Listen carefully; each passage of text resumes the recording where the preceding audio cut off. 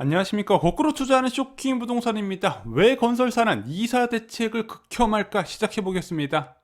자, 예상한 대로 이사 공급 대책에 비난이 쏟아지고 있습니다. 언론에서 어떤 식으로 비난하나 봤더니 먼저 현금 청산 우려 부분을 많이 언급을 해요. 두 번째는 수용 논란, 이것이 사유재산 침해다, 이런 식으로도 많이 언급이 되고요. 또 하나, 사업 지역을 미공개하면서 야, 이거 상상 임신이다, 공급할 수 없는 거를 국토부에서 상상으로 공급할 수 있다고 언급하고 있다, 실효성에 대해서 의문을 제기합니다. 근데 이거에 대해서 좀 간략하게 말씀드리면, 일단 현금 청산 우려 부분은요, 모르고 산 사람들, 이제 대책 발표 시점 이후에 모르고 산 사람들이 현금 청산될 건데, 현금 청산된다고 손해보지는 않거든요. 또 하나, 이번에 이제 공공 정비가 들어가는 지역 같은 경우는요, 대부분 낙후된 지역이에요. 빌라 사는 사람들이, 이렇게 낙후된 지역을 산 사람은 대부분 개발 이익을 기대하고 들어간 사람인데, 그 사람들 말고는 크게 손해볼 경우가 없다는 부분이죠. 두 번째, 수용 논란 부분인데, 원래는 정비사업장에서 4분의 3 동의를 받아야 되는데, 이번에 3분의 2 동의로 이제 바뀌게 됐습니다.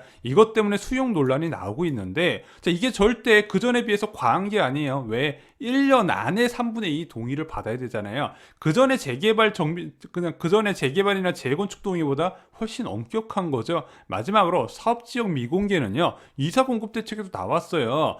이제 그 지역의 조합원들의 10% 동의가 받아야 정비 예정 구역으로 진행되는 거지, 그냥 가만히 있는데 일반 정비 사업장처럼 후보지를 발표할 수 없는 부분이라는 거죠. 이거 알면서도 왜 이런 기사가 나오는지 모르겠습니다. 자, 어찌됐든 이런 비난 보도 때문인지 여론조사도 안 좋게 나와요. 이사 공급 대책이 별 효과가 없을 거라는 여론이 훨씬 많았습니다. 근데 저 개인적으로 이것이 실패하기 어려운 제도임에도 불구하고 부정적인 의견이 크다는 거, 언론의 부정적인 보도가 많이 있었기 때문이다, 개인적으로 이렇게 생각을 하고 있습니다. 왜냐면은 무주택자의 입장에서 이사 공급 대책은 장점이 훨씬 많습니다. 서울 지역의 장기적인 공급 부족 신호가 분명히 있었거든요. 그것을 해소하기 위해서 반드시 필요한 정책이 이사 공급 대책이었고요. 공공이 적극적으로 참여해서 공급을 늘리는 최초의 방식입니다. 과거처럼 구역만 지정해 놓고 조합원들이 알아서 해라, 이런 것도 아니에요. 그래서 현재 나와 있는 정책대로라면요, 실패하기 어려운 정책이다, 개인적으로 이렇게 생각을 하고 있고요. 서울의 신축 아파트 숫자를 획기적으로 늘릴 수 있다는 부분이죠. 다주택자는 분명히 싫어하겠지만요, 무주택자 입장에서는 환영을 해야 된다는 대책인 거죠. 그런데 저희가 지난번에 이사 공급 대책 말씀드리면서 언론들이 좋아하지 않을 거라고 말씀드렸어요. 왜냐? 언론들은 건설사의 입장을 대변한다고 말씀드렸습니다. 그냥 다 대변한다 보시면 될 것 같아요. 자, 언론들이 기대하는 거, 건설사들이 기대하는 거는 어떤 방식의 서울 지역의 공급 증가였을까요? 바로 기존 민간 중심의 재건축 재개발 규제 완화였습니다. 자, 기존에 했던 방식대로 정비구역 지정하고 재건축 규제 완화해줘가지고, 야, 아파트 쭉쭉 늘어나게 해줘라, 그러면은 이 규제 완화해주면 너도 나도 정비사업에 뛰어들 거니까 공급이 늘어날 것이다. 그래서 언론사들이 희망하는 공급 확대는 오직 이거였다는 부분인데, 이사 공급 대책은 언론의 기대인 민간 중심의 공급 확대와 달랐어요. 공공 중심이 돼서 재건축이나 재개발 규제 완화를 진행한다는 부분이고요. 공공이 직접 정비 사업에 참여하고 모든 책임을 부담한다는 부분이죠. 마지막으로 개발 진행에 따른 시세 차익 기대도 완벽하게 차단을 했습니다. 그런데 언론들이 싫어하는 포커스가 뭐죠? 민간이 아닌 공공의 중심이 된다는 걸 싫어한다는 겁니다. 이것을 왜 싫어하는지 말씀드릴게요. 이거 여러분들이 꼭 알고 계셔야 됩니다. 자, 기존 정비사업과 이사 공급 대책의 정비사업과 다른 게 뭐가 있을까요? 건설사 입장에서는. 자, 건설사가 기존 정비사업이나 이사 공급 대책에 따른 공공 정비사업에서 하는 역할 뭐죠? 똑같아요. 도급제 시공, 돈 주고 나서 아파트 지어주세요, 이 역할이에요. 그래서 그 돈 받고 뚝딱뚝딱 아파트 지으면 되거든요. 근데 건설사들이 공공 중심의 이사 공급 대책을 싫어하는 이유가 있습니다. 왜냐? 건설사 입장에선 정말로 큰 차이가 있거든요. 자, 요즘 일반 정비 사업장에서 건설사는 대부분 도급제로 참여를 합니다. 그냥 돈 받고 아파트 지어주는 거예요. 근데 여기서 보시면은 도급제 특징이 있죠. 공사비 조정이 있습니다. 어떨 때? 물가 상승분이 반영될 때, 또는 설계 변경 수반 시에 공사비 조정이 요구된다 들어갔어요. 자, 이 설계 변경이요, 바로 건설사의 핵심 이익입니다. 자, 건설사들이 정비 사업장에 목숨 걸고 수주하는 이유가 있습니다. 현금을 대량으로 살포한다든가 아니면은 조합원들한테 왕대접을 해준다든가 다 이유가 있는 거예요. 왜냐면은 이 정비 사업은요, 비전문가인 조합을 상대로 수백억에서 조 단위 건설 계약을 진행하는 사업입니다. 그래서 조합과 건설사에 계약했던 착공 당시의 평당 건설비는 아무 의미가 없는 거예요. 왜냐면은 이런 대형 주택 건설 사업을 평당 건축비로 계산해서 산출했다는 것 자체가 이미 망했다는 거거든요. 빌라 건설도 이런 식으로 안 해요. 자, 그럼 어떤 식으로 진행되냐? 제 예시를 하나 들어볼게요. 만약에 조합에서 평당 건설비로 계산해 가지고 아파트 지었으면 놀이터가 어떻게 될까요? 이런 식으로 나와요. 그냥 흙 놀이터예요. 자, 요즘 이거 유치원에서도 이런 놀이터 안 만들어요. 어린이집도 이런 놀이터 안 만들어요. 그럼 어떤 식으로 나와야 되죠? 요즘 신축 아파트? 이런 식으로 나와야 됐죠. 이게 같아 보이나요? 놀이터라는 건 같은데 우리가 볼 땐 전혀 달라요. 이런 식으로 아파트를 신축해서 만들 수는 없다는 부분이죠. 바꿔야겠죠. 이게 다 돈이에요. 놀이터를 예시로 든 거지 하나부터 열까지 다 이런 식으로 다 바꿔야 돼요. 자, 두리뭉실하게 진행된 도급 시공 계약서는요, 결국 눈덩이처럼 불어난 추가 공사비로 들어옵니다. 그래서 시공사 선정 당시에 계약한 금액으로는요, 그냥 임대 아파트 같은 집이 나올 수밖에 없어요. 이거 그대로 완공하잖아요. 조합원들이 난리가 납니다. 화장실 변기까지 싹 다 바꿔야 돼요. 그럼 결국에는 시공비가 크게 증가하는데, 재건축 같은 경우는 이 시공비 비율이 사업비의 75%가 넘어요. 그럼 여기서 10%만 증액되더라도 조합원들의 분담금이 크게 늘어난다는 부분이죠.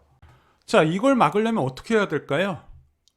발주 이전에 완벽에 가까운 설계를 하고 최신 트렌드에 맞는 마감재를 하나부터 열까지 모두 다 지정을 해놔야 된다는 거죠. 그런데 비전문가인 조합이 하기에는 불가능하다는 거예요. 자, 이 조합을 겨우 조합장 돼가지고 바로 조합 설립하자마자 하는 게 뭐예요? 시공사 선정이죠. 그 시점이 너무 빨라요. 사업 시행 인가 떨어지고 나서 시공사 선정에도 안 느는데 너무 빨리 선정을 한다는 거죠.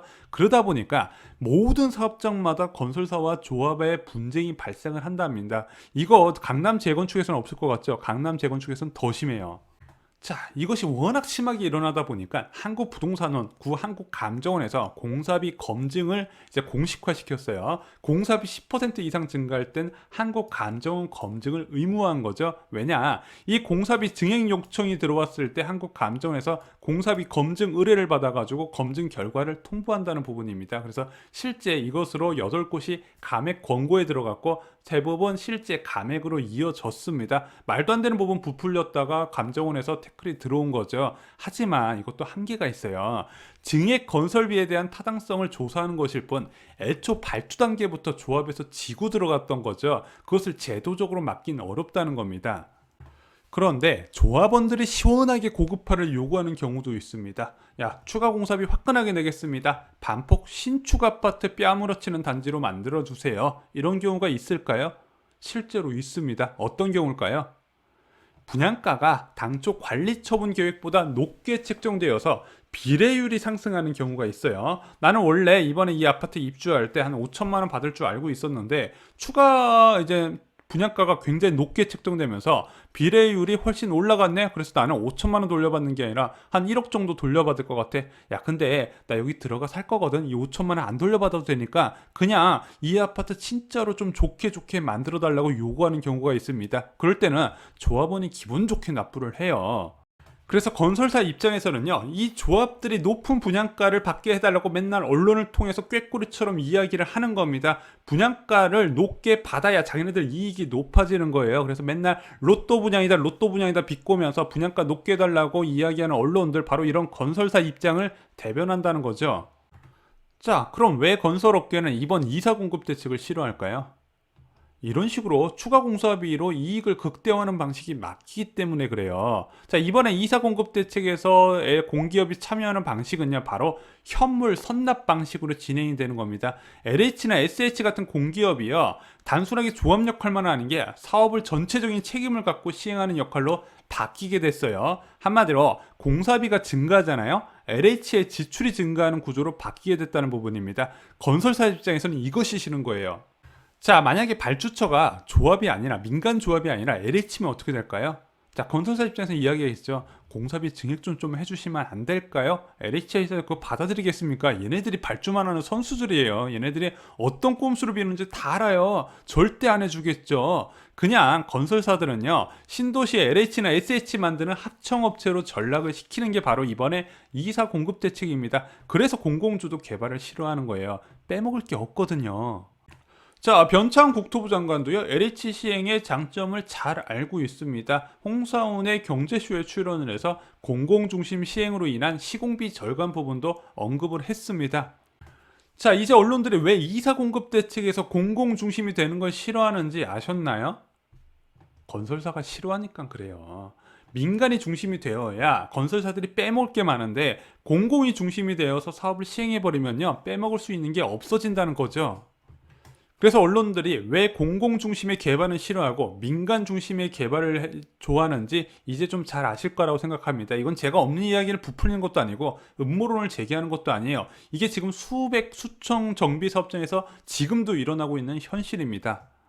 이상으로 쇼킹 부동산 마칩니다. 좋아요, 구독, 그리고 주변 분들께 공유 꼭 해주시기 바랍니다. 감사합니다.